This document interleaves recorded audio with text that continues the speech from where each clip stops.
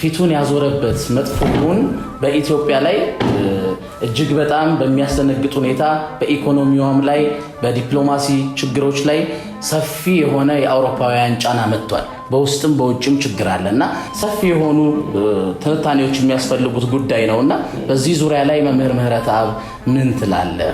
እግዚአብሔር ስሙ የሚጠራባት ቅዳሴ የሚቀደስባት በመላእክት ዝማሬ የተቃኙ ያሬዳውያን ማህሌታውያን የሚዘምሩባት ለእግዚአብሔር የተለየ ሽብሸባ የሚሰማባት የዕጣኑ ጢስ የሚጤስባት ልዩ የእግዚአብሔር የምስጢር አገሩ የተባለች ኢትዮጵያ ናት።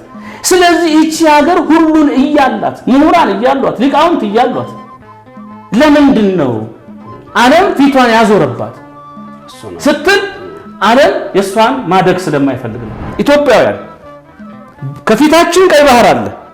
እግዚአብሔር መንገዱን አሳይቷል፣ ከፍቶልናል፣ እጅ ሰጥቶናል፣ እድሉን ሰጥቶናል፣ አየሩን ውሃውን ሁሉን አመቻችቶልናል። በዚህ ሁኔታ ውስጥ ጨክነን የማንገባ ከሆነ ትናንትን ረስተነዋል።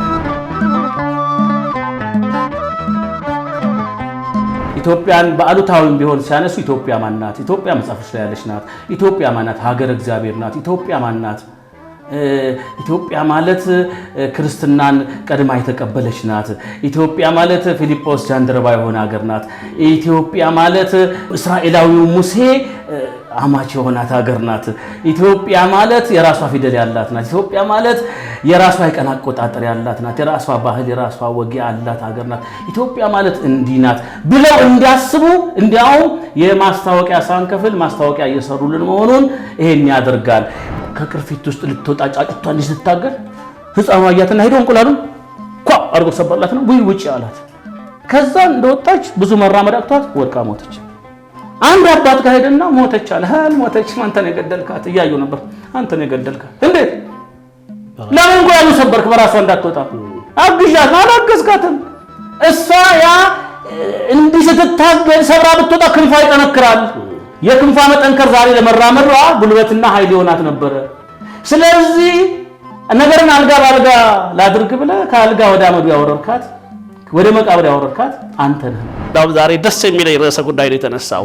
ለምን የምንወዳትን ሀገር ነው እንዴት አድርገን እኛስ ድርሻችንን መወጣት አለብን፣ ኃላፊነታችንን መወጣት አለብን የሚለውን እያነሳን ያለነውና አሁን ወደ ራሳችን መመለስ ነው የሚኖርብን። እነሱ እንደዚህ ሆነዋል፣ እያየን ነው፣ እየሰማን ነው እንደተባለውም። ነገር ግን እኛ አንድነታችንን ማጠናከር አለብን። እርስ በርስ መረዳዳት አለብን። ወደ ራሳችን ነገር እንድንመጣ ከፍ እንድንል ከተፈለገ በሰዎች ሳምባ አይደለም መተንፈስ ያለብን። እግዚአብሔር አምላክ ሙሉ ማንነት ሰጥቶናል።